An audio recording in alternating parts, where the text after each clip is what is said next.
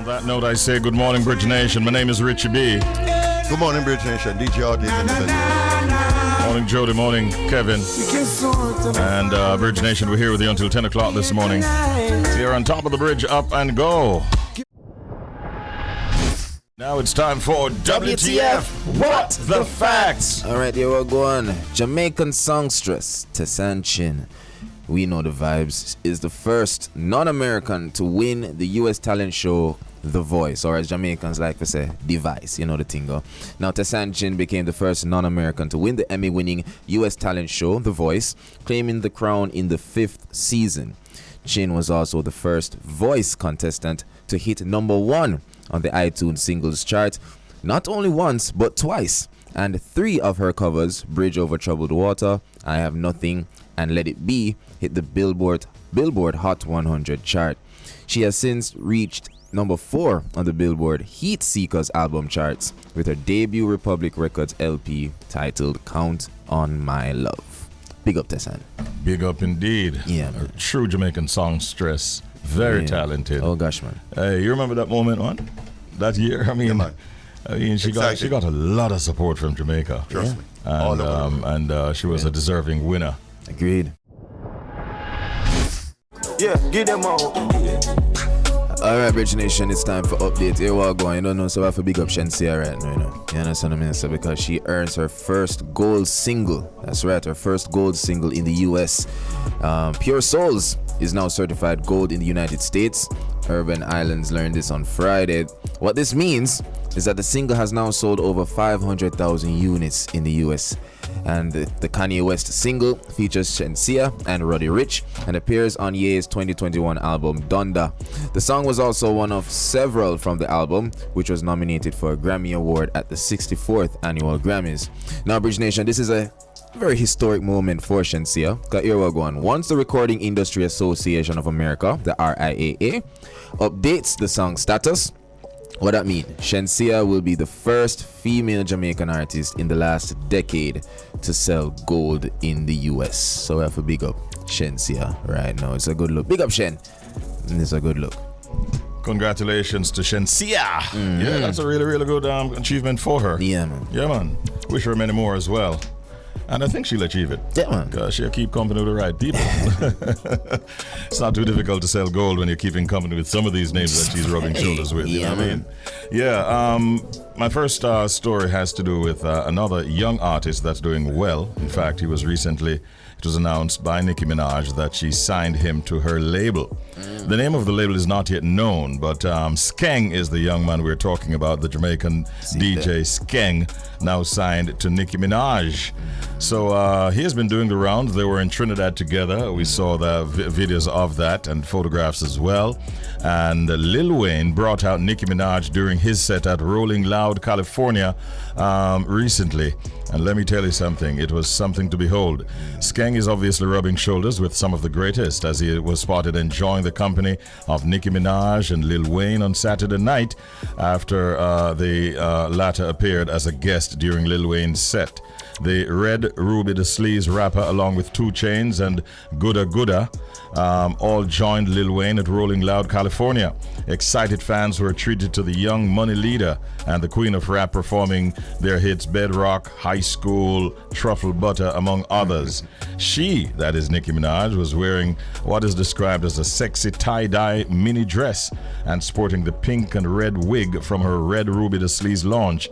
The new label owner and Wayne began their joint set to High School.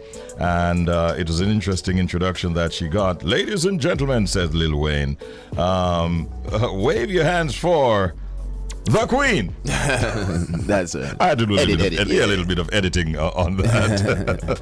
Let's just say he added some spice to that. But Skeng was keeping company with them, and they're off to a brilliant start, it seems. Congratulations to Skeng. Yeah, it's on the screen. And himself and Nicki Minaj are wearing matching colors too. Yeah, man. It gets signed. So yeah. Oh, you mean? Yeah, that's a good look. Yeah, man. It's a big achievement. Man, like a rock star. Yeah, and I suspect we're going to see some really good things coming out of this. Nicki Minaj herself, still an artist, and would have gone through many experiences, had many experiences with the record labels, and it would be hoped that what she's offering is something that that will be beneficial to another artist like herself. Yeah. You know what I mean? Because many times the artists and the labels don't get along very well. So we're hoping for some good collabos and some big hits from Skeng going forward. Now that he has signed this deal. Ladies and gentlemen, tributes continue to pour in after popular Jamaican disc jock Arif Cooper passed away. DJ Arif Cooper was DJing at a party on Saturday night when he collapsed and died. Reports claimed in the wee hours of Sunday morning. The entertainer was well known in the music fraternity as one of Jamaica's best DJs and as a radio broadcaster on the local radio station Fame FM. According to several reports, Cooper reportedly died from a suspected heart attack. Details of the medical condition are scarce, but fans at the event at the Ranny Williams Entertainment Center in St. Andrew on Saturday night says the disc jock appeared normal while playing a set at the party before he collapsed and appeared to be having a seizure. He was rushed to a local hospital for treatment. Multiple sources confirmed that he was pronounced dead at hospital by medical staff.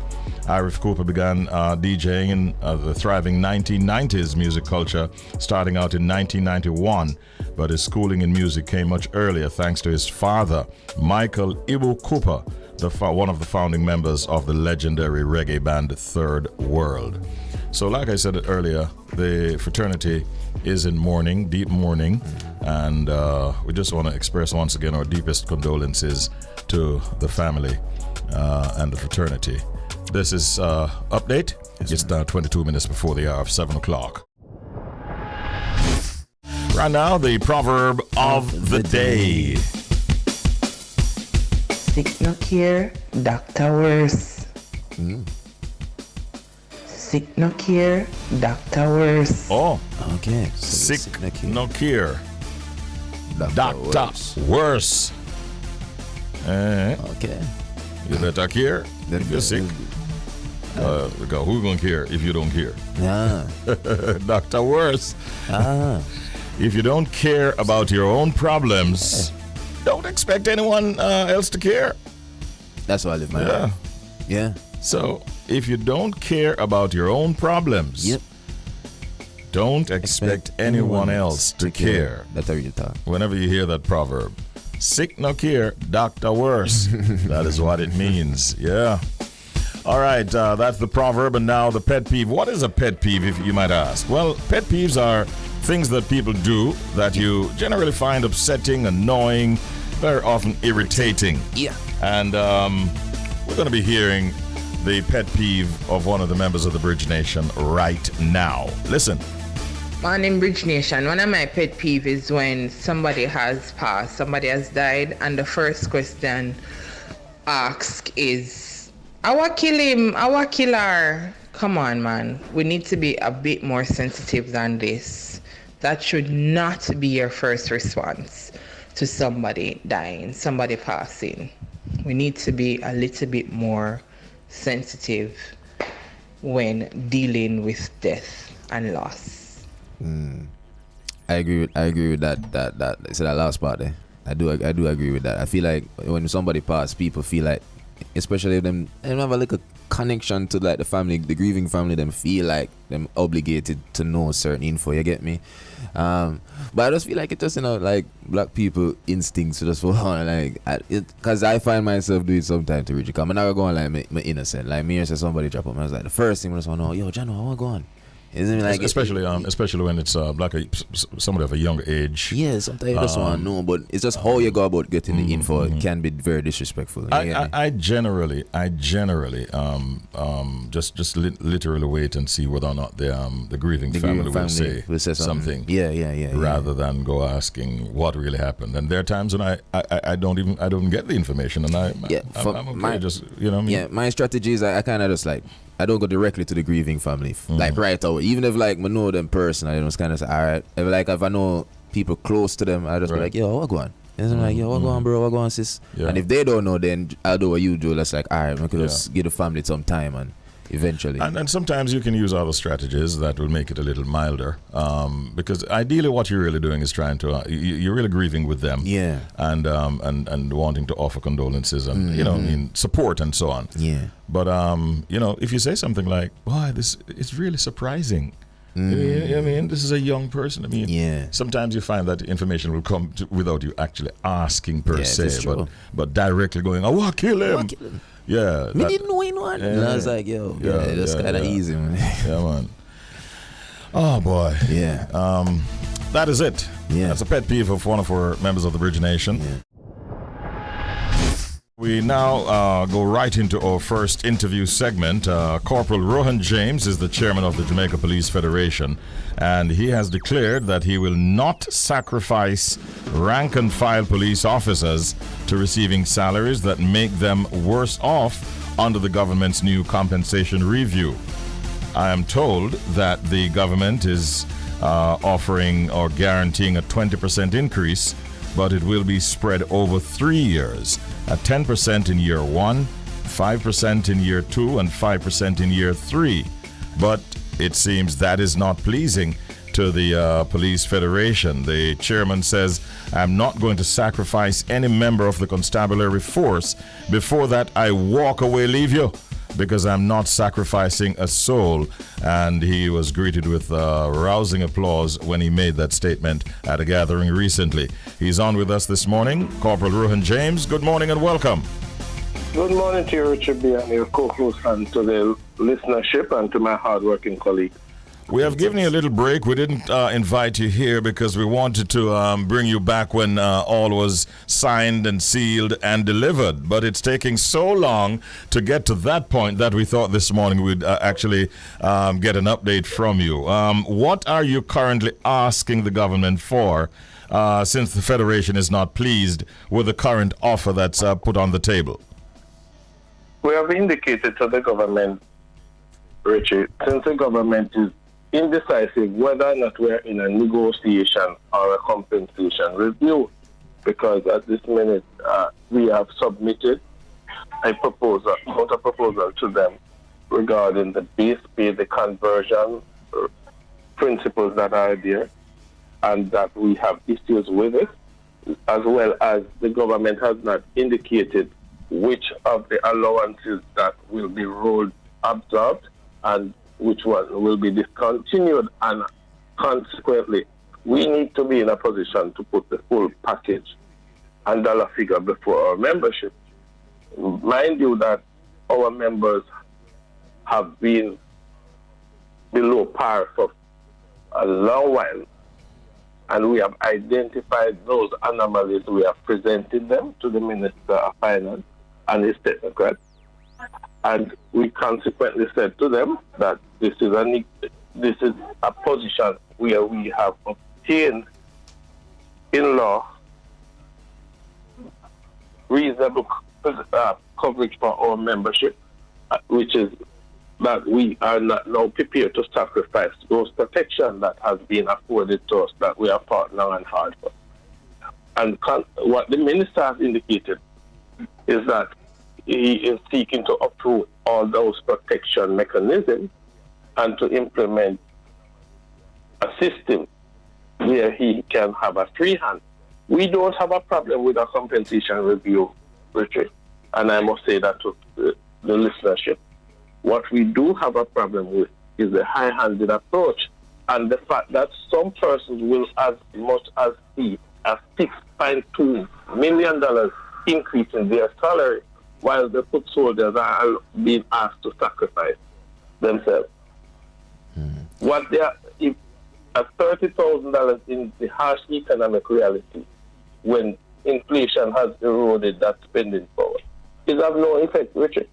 Especially the alignment that we are being aligned to is in contrast with the recommendation made by the consultant.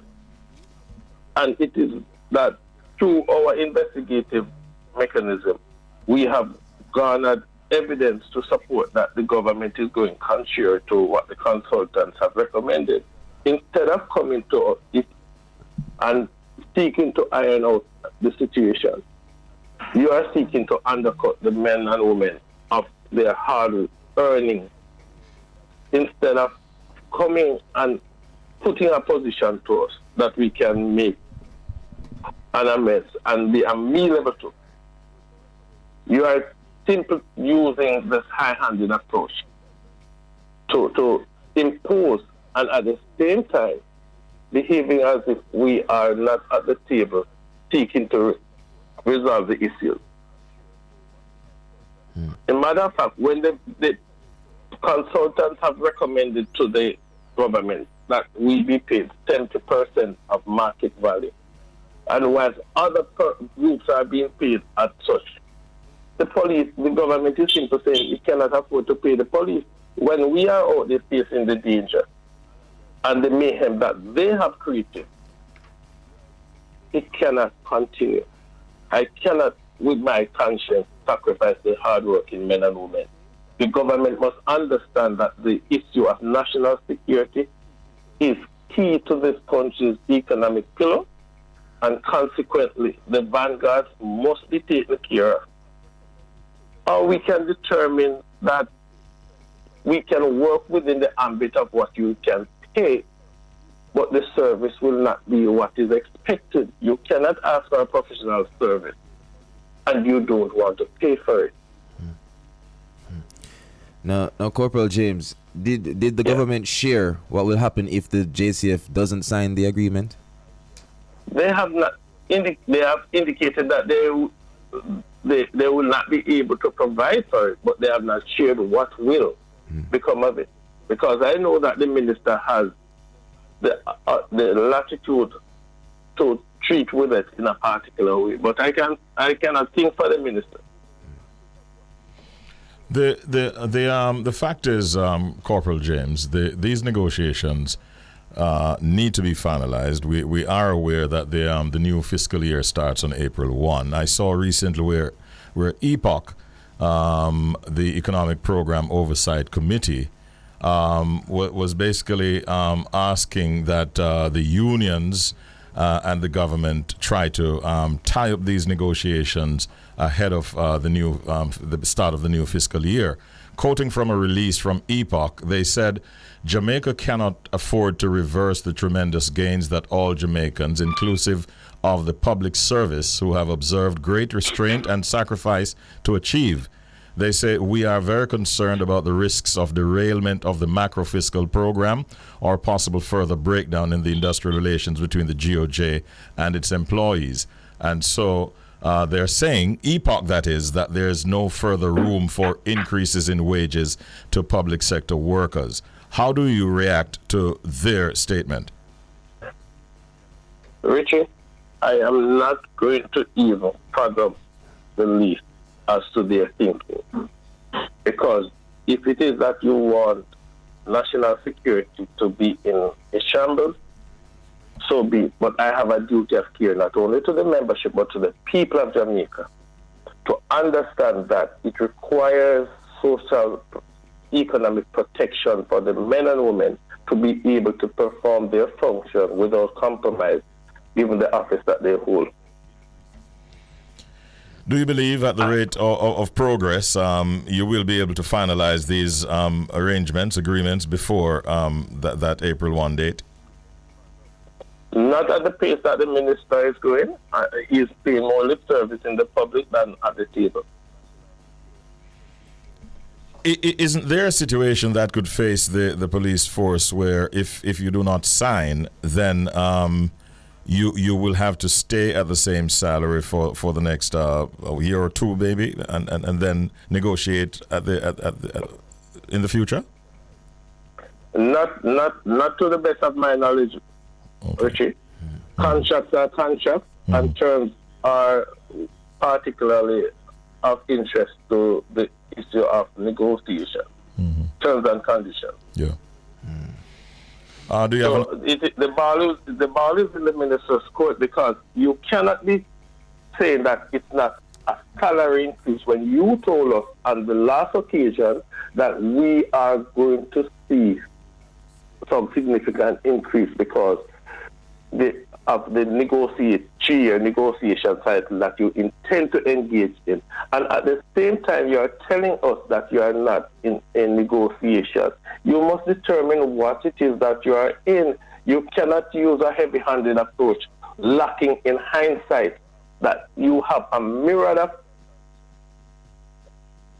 products before you that can settle the issue at some stage, but you are holding firm to what you believe is not you are focusing on your priority areas, and you are not affording us, the foot soldiers, to feel comfortable and that we can provide for ourselves and our family. It cannot continue. When the truth is there in the public, in the face, then I have to now put it out there, because you cannot have asked us to subsidize national security. Those who are being paid well off, their salaries are being doubled and tripled, while they are telling us to hold straight. It cannot continue. Mm-hmm. Yeah. I am not going to sit there and carry the sin bill of the government. You have another meeting scheduled? We will today reduce in writing our position to the Minister of Finance and urge him to sit at the table and to have an amicable result. All right, we hope that this will be resolved very soon. But just simple to say, Richie, yes, that the men and women of the constabulary force, they are very much on edge, very much concerned,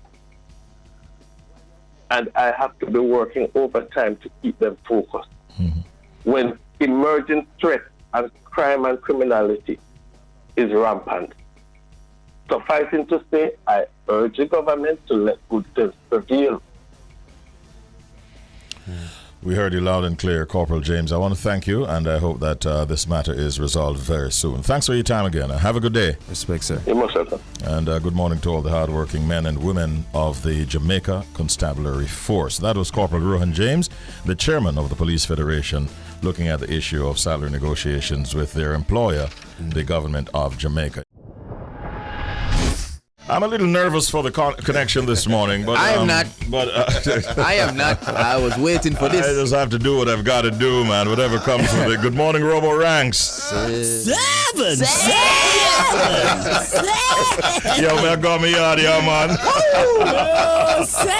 I thought we had a discussion yesterday, Rich. I thought we were gonna get Seven as our special guest today. I mean, it's a great day to be alive as a Liverpool fan, to see history unfold in front of our very eyes. Wow. I went to the shop straight afterwards. I ordered myself a case, not one, 7-Up.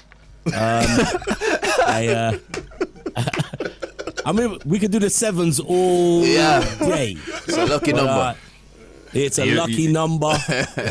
Oh, man. Richie, just, with these things, you take it on the chin, you move. Yeah. And let's hope that it doesn't cause any more internal damage to Manchester United, because I do have this affinity towards Man United as being a team that Liverpool has looked up to and admired and been in this race with. So when these things do happen, yes, you gloat as a fan, but the real seriousness, I want Man United to be up there. I only want to be fighting with Manchester United for the title. Yeah. Sorry, Shelz. Don't want to see Chelsea. Don't want to see Arsenal. Definitely don't want to see Manchester City. I want it to be Liverpool, Man United, just like the good old days. But it was Man United was definitely taken. They were on the heights and they were just dumped to the ground. Big time. You start again, my brother. Yeah, it's rough going from here on, I'm sure. And I think I kind of believe that this might very well negatively impact the team going forward. I mean, people are already calling them Manchester Disunited. Yeah, no, I mean, listen, look, fans will gloat and what have you, but when you do get hit like that, it will have an effect in the dressing room, has an effect in the squad, and you can see that Ten Hag is just starting to get his team together, like trying to get the players the right mentality. They were on a roll. Just want mentality is one of the things that you need. You need that mental toughness, and you play for a massive club like Manchester United. that's definitely a dent. But we'll see how he gets on. He's proven to be a very cautious, controlled in his conversations, and everything that he's said so far, he's delivered. So I think he'll definitely turn Man United around from this defeat. But I'm just hoping for Liverpool that it sparks us into a chase now. I'm not chasing Tottenham, but I want us to chase Man United. Although you're 7 or 9 points away from Liverpool, I just think the chase is on, and I think it will give us impetus to try to chase down Man United for third spot. But hey, who knows? Who knows? Let's see going forward. Yeah. It's going to take quite a bit to get us out of this little. I forgot to slump. mention, that 7-0 is definitely history. But Robbo, history happened as well on that day. Chelsea finally won. I just had to put that out there. Finally. You are right. I mean, Chelsea themselves have got a lot of working out to do, and I think it's a case of next season. Yeah, I agree. For Chelsea. Yeah, I agree. As a fan, I'm good. But we're talking about the gravity and the size of club of Man United. Yeah, it weighs heavy on the players. So. True. Yeah, we'll see how the rest of the season go. You have a FA Cup and Europa League, right, Richie, to play out this season yet? Left? Yeah. They're still in those competitions. Yeah. So they are. He still got sweets to win. You still got prizes to win, my brother. Yeah. Thank you, bro. Very kind of you. Yes. Just to switch topics a little bit, if you don't mind. Very sad news coming out of the entertainment and broadcasting fraternity on the weekend. The passing of veteran broadcaster. He did over 25 years in the music and entertainment and broadcasting industry. Arif Cooper. Yeah. And of course, for those who do not know, he's the son of Ibu Cooper, one of the founding members of Third World. Ibu himself is currently the music director at the Edna Manley College of the Visual and Performing Arts. Arif was playing at an event at the Randy Williams Entertainment Center on Saturday night, and he collapsed, and it's believed that he had a seizure, and he was pronounced dead at hospital later on. So it's very, very sad going for many of us who knew him well. And we want to publicly express our deepest condolences on the passing 100%. Of this great Jamaican brother, Arif Cooper. And likewise from here in the UK, another person just like yourself. When we first started to introduce BBC into Jamaica for the right reasons, Arif was one of those people that was steering that along and giving us tips. And I remember him just a short conversation with him where he said, I think this guy is going to really do bits in the dancehall culture. At the time, it was a young Mavado. And I remember saying to him, really? This dude? And at the time, obviously Mavado had this moniker as Youngster for Life. And he goes, nah, this dude. And I sometimes you hear comments from broadcasters, DJs, and you take it on board, and sometimes you don't. And he was so right. And I always, saw him, back and forth and said, I remember you made that call on this young artist, which I would have never thought that we could have introduced into a space. Guy went on to win a MOBO in the UK, and that was because of people like Arif. Yeah. And he also did a lot of record production, and I even saw where Vibes Cartel paid tribute to him in a post, calling him his brother and friend, and he had a lot of hits. As a matter of fact, we're going to play a few of those songs that Arif produced in a little while from now. It has really taken us by surprise, and this is coming off of another good friend of ours, DJ Franco, who passed recently. So it's a sad time for us in the industry, and we thank you for the good words that you have been expressing to all of us and cheering us on, because this is a monumental loss. He influenced a whole lot of DJs and was seen as very, very skilled, and he has rocked so many parties, man. The last time I actually saw him was on my way back from Toronto, Canada, when I did my birthday event, and I think he was also in Toronto or at that time in September last year. And condolences to his family and the fraternity who mourn. I'm glad his work hasn't gone unnoticed. I'm glad people have seen it. It's just not just a DJ.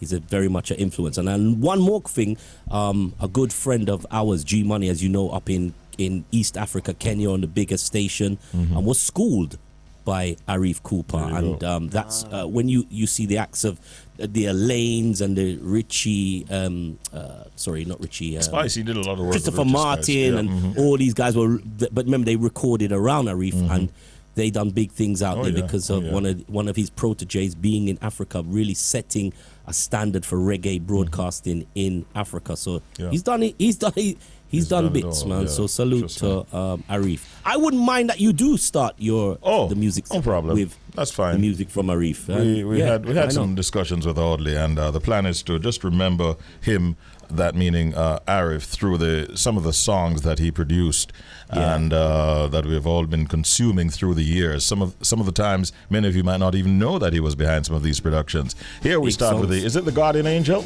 We're starting with the Guardian Angel rhythm produced by the late Arif Cooper. Anyway, in all seriousness, we do have a very special guest. Shelz wants to tell you a little bit more about her. Yeah, man, no problem. So, Bridge Nation, this morning's guest started singing at a very tender age. I'm talking about Nikette Williams. And her musical prowess was developed by singing with a number of groups, from being with her siblings, the Morgans, through to the University Singers, Chosen Vessel, and of course her church choir. Nikette, she further expresses her love for the music through her role as director of choirs at her local branch of the Bible Truth Church of God, while also leading the praise and worship and music ministry teams. She also performed on many different stages and recently had an outstanding performance at Reggae Praise, closing Reggae Wednesday and Reggae Month on a high. She's here to reason with us about, her journey and what she's been up to musically. Good morning, Nikette. All go on.